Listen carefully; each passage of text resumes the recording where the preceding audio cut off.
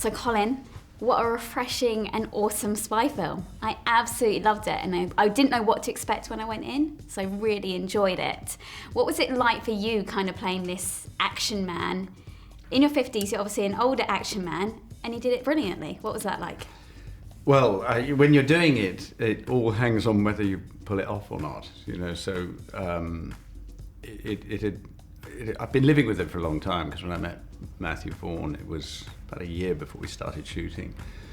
He didn't have a script yet, because he wanted to just sort of build it slowly, and I think he wanted to know who he was going to cast before he carried on writing, and also find out whether I was up for a bit of pain, because he wanted me to do the stunts. Yeah. And you know, that was a very improbable prospect, I think, which is exactly why he wanted to do it.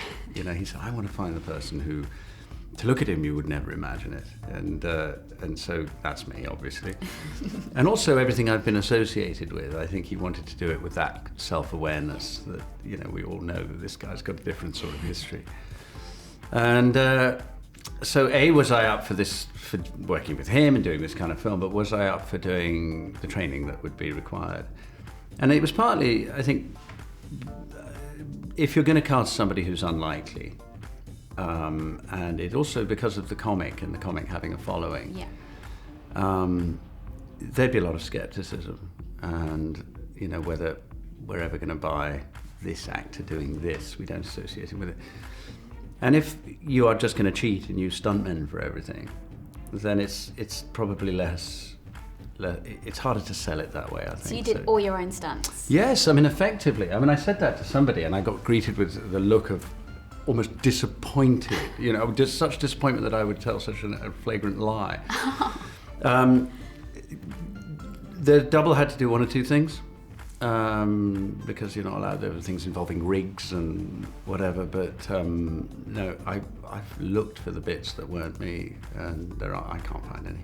Well, if I was going to be a Kingsman, what would be the first thing you'd teach me? Well, I don't know, because I'm no teacher. I mean, you know, I just learned a big old dance, really. So, you know, I never rose above pupil stage, I'm afraid. And also, it's such a boys' world. I mean, as we see the film quite deliberately, the girl finds it quite hard to get in, and you see you know, Taron Egerton's character trying to redress that. So, you know, I'm a gentleman's tailor.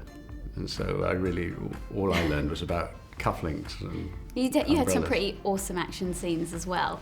If you could maybe recruit 4 people to be on your dream spy team, who do you think you would choose?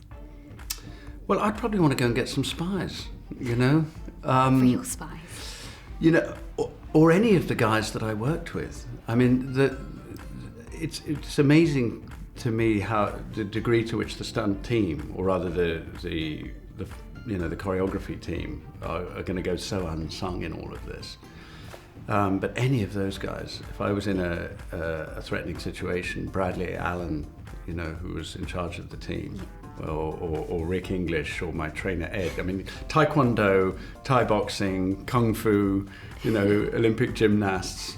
They're the people you want on your side, aren't they? Yeah, I think they'd be handy. And also, how did you keep a straight face when Samuel L. Jackson was speaking the way he did? Because I couldn't keep a straight face even watching it. It's a good question. You know, the whole name of the game with my character was the poker face. You know, that's sort of what I had to do all the time.